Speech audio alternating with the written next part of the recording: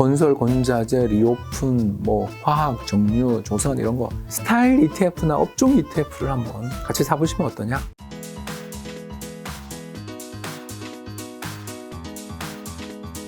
자, 그럼 금리가 이렇게 오르는데 주식 시장은 괜찮은가요? 안 좋죠. 안 좋은데 이제 특히 다 안 좋은 게 아니라 성장주가 안 좋다. 성장주. 예, 제가 맨날 여기 와서 나스닥 일변도의 투자는 위험하다고 이야기한 지 벌써 몇 달 됐죠. 그렇죠. 지난해 하반기부터 계속 나스닥 올인이라든가 혹은 레버리지가 높은 자산은 조심해라고 방송 올 때마다 이야기했던 기억이 나는데 왜 그러냐 하면 일단 금리가 올라가면 이 돈을 빌려서 주식 투자하기 힘들어져요.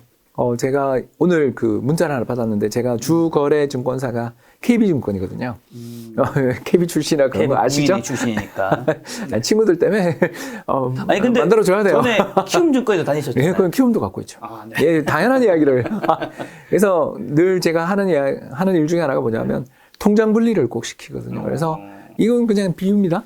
KB 통장은 국내에 상장되어 있는 ETF만 하는 계좌라면 키움 계좌는 해외 ETF만 하는 계좌. 인식으로 그런 식으로 운영을 해요. 그러면 편하잖아요. 둘이만 딱 놓고 보면 바로 나오니까.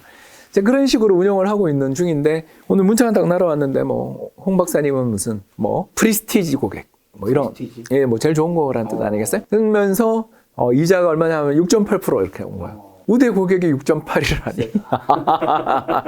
그 레버리지라는 것도 결국 그 선물로 하는 거거든요. 선물에 녹아 있는 비용도 올라가거든요. 네. 그러면 일단 사업의 레버리지가 높은 기업들, 부채 레버리지가 높은 기업들, 차입을 기업들도 힘들겠죠. 그리고 대부분의 성장주는 레버리지를 많이 쓰는 회사들입니다. 대표적인 게 테슬라잖아요. 예, 테슬라가 정크본드인 거 아시죠? 여러분? 더블빈가 싱글빈가 모르겠는데 정크본드예요. 그러니까 투자 적격 등급이 아니에요. 왜냐하면 버닝하잖아요. 계속 증자, 그죠? 증자 여러 번 하죠. 증자 계속해서 계속 공장 짓잖아요. 지금 이번에 텍사스 공장, 베를린 공장 중공하는 거 봤죠? 태운단 말이에요. 근데 생각해보면 그렇게 증자를 해도 주가가 어쨌든 버티고 계속 꾸준히 올라가는 게 그건 대단한 것 테슬라니까.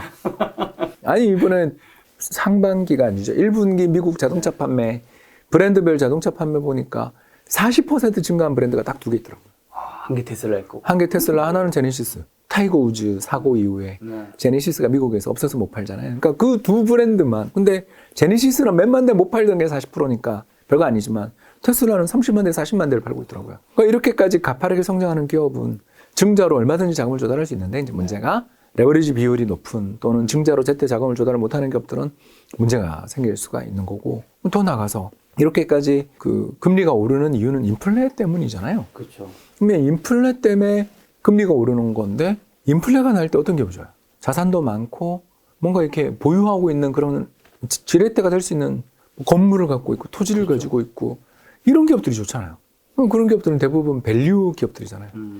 그러니까 북밸류 대비해서 주가가 싼 그런 기업들이잖아요. 뭐 우리나라로 딱 이야기하면 은행에 뭐 포스코에 뭐 보험사들 아닙니까? 그런 회사들이 다 PBR 뭐 0. 몇 배 안 하잖아요. 그러니까 이런 기업들에 대해서 투자자들의 관심이 또 쏠리면 자금이라는 건 일정한데 이쪽에서 이쪽으로 가니까 상대적으로 시장이 성장주보다는 가치주로 지금. 그러니까 인플레는 가치주 이렇게 외워두시면 됩니다. 그래서 테슬라를 비롯한 몇몇 기업 제가 좋아하는 또 에어비앤비 이런 기업들은 좋죠. 그러니까 제가 이야기하는 건 특출한 성장주는 뭐 상관없죠. 근데 좀 어리버리 성장주도 세상에 많다. 대부분의 성장주에는 어쨌든 좋은 소식은 아니다. 다는 아니지 않냐.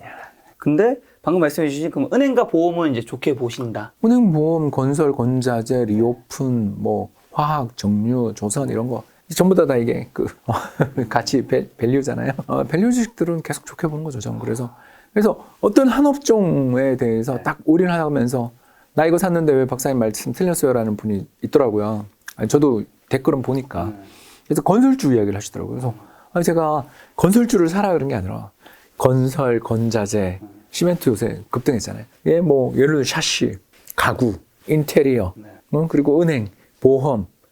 거기다가 리오픈 되니까 정유, 항공, 여행, 호텔, 몰, 특히 면세점. 부터 시작해서 얼마나 많은 기업들, 밸류 기업들을 다 추천했는데 HDC 사태 때문에 건설주 빠졌다고 틀렸잖아요 라고 이야기하면 이제 저 같은 이코노미스트 입장에서는 제가 HDC를 추천한 적은 없습니다라는 말밖에 못하는 거죠. 그러니까 저 같은 이코노미스트들은 어떻게 투자를 하냐면 업종 ETF를 좋아한다. 그리고 스타일 ETF를 좋아한다. 건설 얘기해 주셔서 그런데 여기 김 작가님이 나오셨던 분 중에 한 분 이런 얘기 해주시더라고요. 이게 이제 대선 같은 경우는 사실 건설 섹터가 주목받긴 하지만 뭐 국방도 있고 외교도 있고 이런 것들이 되게 굵직굵직한 것들이 많다 보니까 건설이나 이런 쪽의 초점을 완전히 받기보다는 이제 흩어지는데 이제 6월에는 또 지방선거가 있잖아요. 지선 때는 인프라와 건축이 아무래도 그 지역에서 그런 것들을 이제 공약을 낼 거잖아요. 그게 훨씬 더 관심을 받을 수밖에 없기 때문에 건설센터는 우리는 지금 더 주목해야 되는 이유다라고 하는데 타당한가요? 저는 뭐 그렇게 약점을 찾기는 어려운 것 같습니다. 그러니까 아까 했던 이야기 조금 더 하자면 스타일 ETF나 업종 ETF를 한번 같이 사보시면 어떠냐 말씀드리고 싶습니다. 자, 또 박사님은 사실 달러랑 이제 달러가 높아졌을 때 팔고 싸졌을 때 사면서 한국 주식 이렇게 하는 거를 하는 게 박사님이 투자법 알고 있는데 지금 원달러 환율 1234원이더라고요. 얼마 전에 50원에서 좀 더 많이 팔았어야 되는데. 자, 달러는 좀 언제 뭐 팔고 한국 주식 사고? 저는 좀 너무 빨리 팔아서 12월부터 팔기 시작해서 3월까지 계속 달러를 좀 팔아서 한국 주식 사서 물타기 했거든요. 리밸런싱 했죠. 정말 물타기만 되셨을 것 같은데. 예, 그래서 연 제 계좌 수익률 보니까 마이너스 한 2%더라고요. 그래서 굉장히 잘 막았죠. 막았지만 물타기를 하고 또 물리는. 물타기 했는데 물리면 괴롭죠. 그래서 특히 지금 제가 제일 손실 나는 계좌는 그 한국 국채 계좌가 제일 손실이 많이 났고요. 한 10% 손실 난 것 같은데. 근데 이제 제일 이익이 많이 난 건 당연히 미국 저는 인덱스 한 20% 조정받고 10% 반등해서 연초 고점 대비 미국 S&P가 한 10% 조정받았는데 환율이 10% 넘게 올랐고 그것도 배당을 받으니까 그 계좌는 되게 좋고 또 금 투자했던 계좌도 좋고. 미국 인덱스는 SPI인가요? 네, SPI 합니다. 저는 아까도 이야기했지만 어떤 특정 섹터에 올인하는 전략은 위험하다고 보는 쪽이라서 QQQ는 그냥 재미로 조금 합니다. 참고로 저 TQQQ도 조금 가지고 있습니다. 이게 어떻게 움직이는지 이 보초병 역할을 해서 조금 갖고 있어요. 정말 살벌하더라고요. 어떻게 반토막이 납니까? 예, 그래서 뭐 이런 식으로 좀 투자를 하고 있다가 요새 4월에는 한국 국채 이제 또 한국 주식은 제가 이제 약간 오버웨이까지 온 것 같아서 이제 그 한국 채권 사고 있습니다. 요새 너무 좋아요. 3% 10년짜리 채권이 이자를 앞으로 10년 동안 3% 준다니 얼마나 좋아요. 저는 소박하거든요. 연 목표 수익률이 한 5에서 8%인데 채권 고정 이자가 3% 이상 준다 그러면 국채잖아요. 이거는 진짜 나중에 도움 되거든요. 이런 건. 그래서 쿠폰 이자 잘 주는 고금리 채권은 장기채는 정말 금리 올라갈 때 좀 담아놓으면 이게 만기까지 들고 있으면 뭐 벌잖아요, 결국. 지금 박사님 사실 경제적 자유는 이제 달성하신 지 조금 됐죠. 좀 됐죠. 한 3년 넘었죠. 그러다 보니까 오히려 사실 경제적 자유를 달성하신 분이 사실 뭔가 욕심을 부리면서 투자를 할 이유가 좀 사라지잖아요. 그러다 보니까 자산이 꾸준히 우상향하는데 예를 들면 자산이 좀 적으신 분일수록 왜 갑자기 기침을 났어요? 꾸준히 공격적인 투자를 하게 올해는 손실 났다니까요. 공격적인 작년이 좋았죠.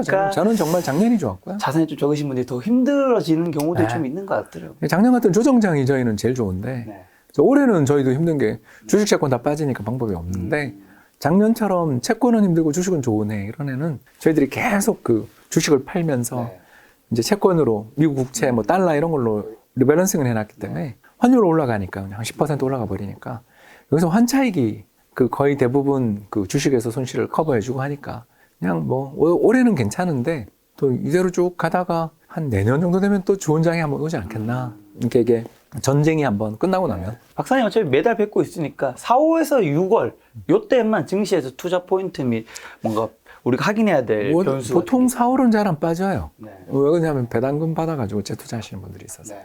올해 우리나라 배당금이 상당히 많이 나올걸요. 대충 배당 수익률 1.5%에 시가총액 3,000조 잡아도 40몇 조 이상 나오니까 40조 정도라고 봐도 이 정도가 3분의 1은 해외로 나가지만 그래도 이 돈이 국내 주식시장에 대부분 다시 들어오거든요. 배당 재투자하니까. 이런 수급도 있고 또 연금 순매도가 끝나고 매수로 돌아섰다고 제가 말씀드렸고 외국인 파는 거야 뭐 달러 때문에 어쩔 수 없는 건데 달러만 좀 진정되면 뭐 수급도 그렇게 나빠 보이지 않고 다만 걱정은 하나가 이제 다시 신용이 다시 올라온 거. 제가 2월에 주식을 좀 세게 샀던 이유 중에 하나가 그때 신용 털리는 거 보고 들었다고 그랬는데 다시 신용이 쌓이고 있어서 이게 좀 걱정이고 그래서 한번 예기치 않은 조정은 올 수 있지만 뭐 시장의 펀더멘털도 좋고 왜냐하면 아까 우리는 가치주가 되게 많은 나라니까 가치주들은 단단해 보이고 이익도 굉장히 잘 나오고 배당도 잘 주는 여건에서는 뭐 2레벨 때 2600대에서는 뭐 저는 살만한 레벨인데 아까도 이야기했지만 2700부터 너무 많이 사가지고 요새는 국채 사고 있다 이렇게 말씀드렸습니다. 자, 오늘 마지막 글로벌 이슈 한 가지만 점검하고 넘어가도록 하겠습니다. 러시아랑 우크라이나 전쟁 좀 어떻게 보고 계시고 이건 좀 어떻게 끝이 날 거라고 보시는지. 그 최악의 시나리오는 당연히 전술핵 쓰는 거고요. 네. 그렇게 되면 뭐 정말 이 세계 3차 대전 가능성도 있는 건데 그렇게 되면 다른 미국이나 다른 나라들이 안 가만히 있지 않을까? 예, 그럼 가만히 있을 수가 없죠. 이게 암묵적인 약속을 깨면 우리도 깨지 않으면 러시아에 상대의 제재를 가할 거잖아요. 그렇죠. 상대가 무서워하지 않는 제재는 협박은 의미가 없잖아요. 그러니까. 예, 그런 거 최악의 가능성을 제외하고 보면 그 다음으로 나쁜 시나리오는 장기화되는 건데 그렇죠. 러시아 경제 그전에 파산할 텐데 버틸 수 있겠는가? 장기화보다는 뭐 그래도 상반기 중에 서로 마음에는 안 들지만 종전, 불안한 종전 정도가 아니겠나라는 게 저희들의 예상이고요. 그런데 제가 이제 조금 이 대목에서 하나 더 이야기하고 싶은 것은 네. 유럽이라는 지역이나 유럽이라는 국가들이 얼마나 형편없는가에 대해서 이번에 정말 저는 다 답이 나왔다고 보거든요. 왜요?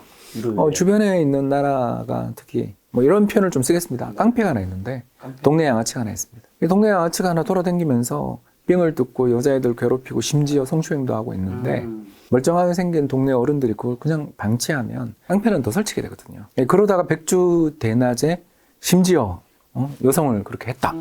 지금 우크라이나를 그렇게 하고 있잖아요. 그러니까. 그걸 보고 있으면 이 주변에 있는 어른들이 나쁜 인간 아니에요? 게다가 주변에 있는 인간들이요. 그 양아치한테 돈도 줬어요. 기름을 사주면서 가스를 사주면서 돈도 대줬어요. 즉 지금 우크라이나를 공격하고 있는 러시아제 무기는 독일이 줬다고요. 독일이 만들어준 거잖아요. 노드스트롬 1 만든 다음에 트럼프가 그렇게 하면 안 된다 그랬는데도 노드스트롬 2까지 개통시키고 그런 지금도 러시아산 석유 사고 있죠. 이게 뭘 의미하냐 하면 이게 ESG에서 S랑 G가 뭐냐면 거버넌스랑 사회적 책임인데 그렇죠. 이 나라들처럼 최악의 ESG 나라가 있냐는 거죠. 최악의 SG 나라가 있냐는 거죠. 그 주변에 있는 그 여성이 폭행당하고 성폭행당하고 있는 걸 보면서 그 양아치에게 우리 집은 건드리지 마 하고 돈을 주고 있는 이게 지금 유럽이잖아요. 그러니까 이게 얼마나 위험한 짓이며 얼마나 좀 추악한 일이냐. 그리고 이제야 막 우리가 힘을 키우겠다, 복싱 도장을 끊겠다, 또는 저 지나가고 있는 미국 아저씨들과 와서 쟤 좀 혼내주세요 하는데 미국 사람들 입장에서 유럽의 전쟁에 끌려 들어가고 싶겠냐? 안 들어가고 싶겠죠. 왜냐하면 아프가니스탄이랑 베트남 전쟁에서 봤잖아요.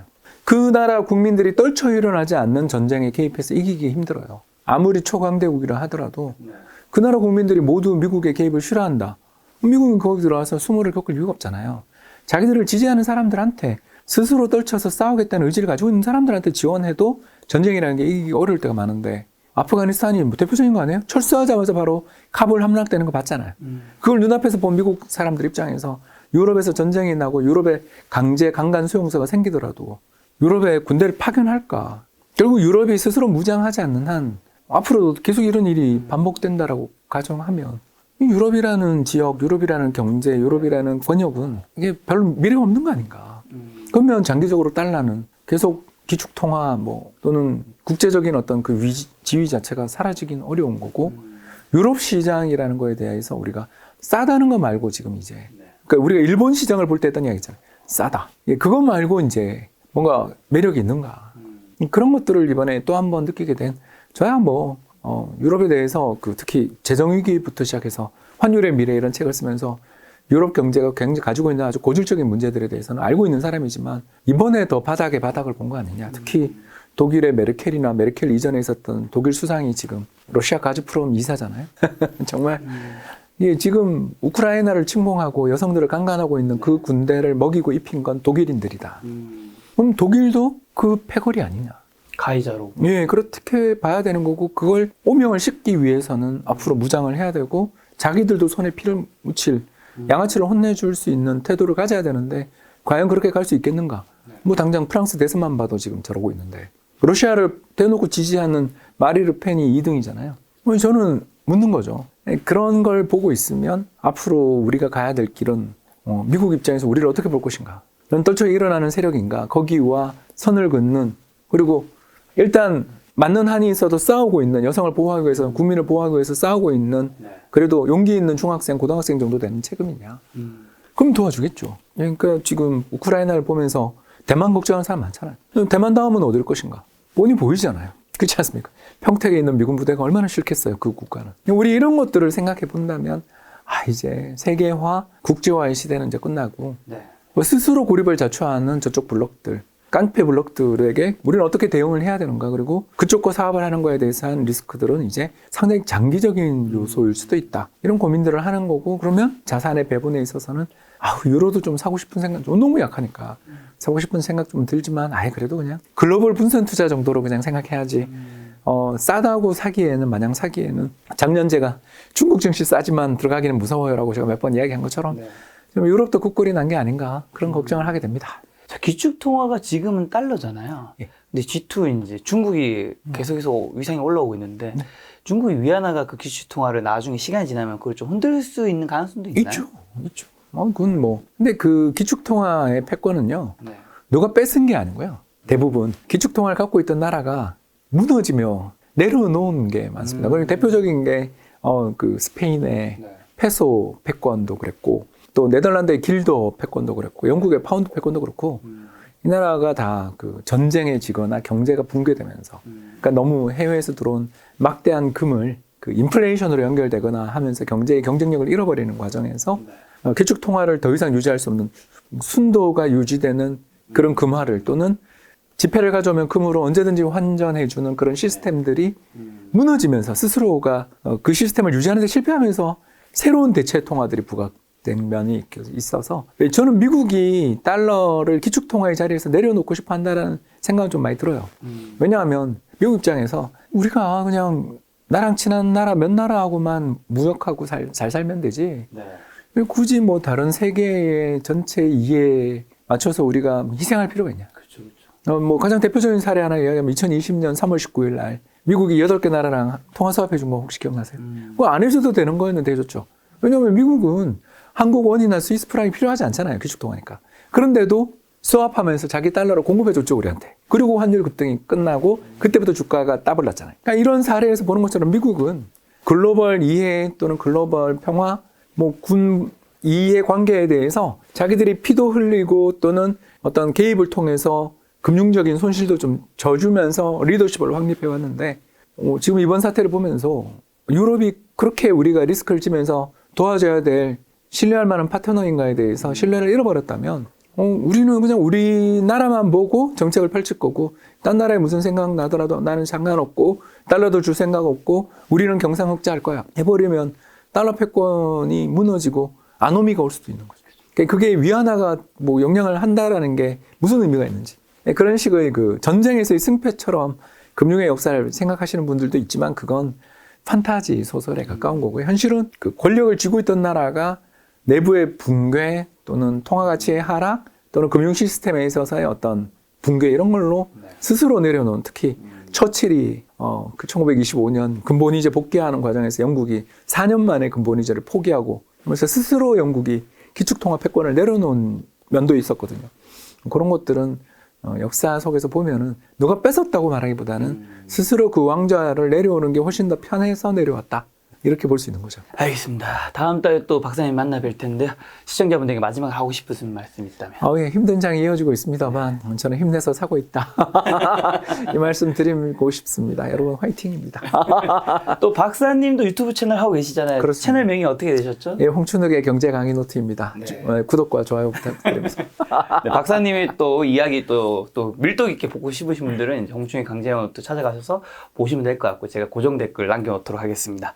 오늘 만날 손님은 홍춘욱 박사님이었습니다. 지금까지 여러분 소중한 시간을 함께 해주셔서 정말 감사합니다. 오늘도 김 작가였습니다. 고생 많으셨습니다. 감사합니다.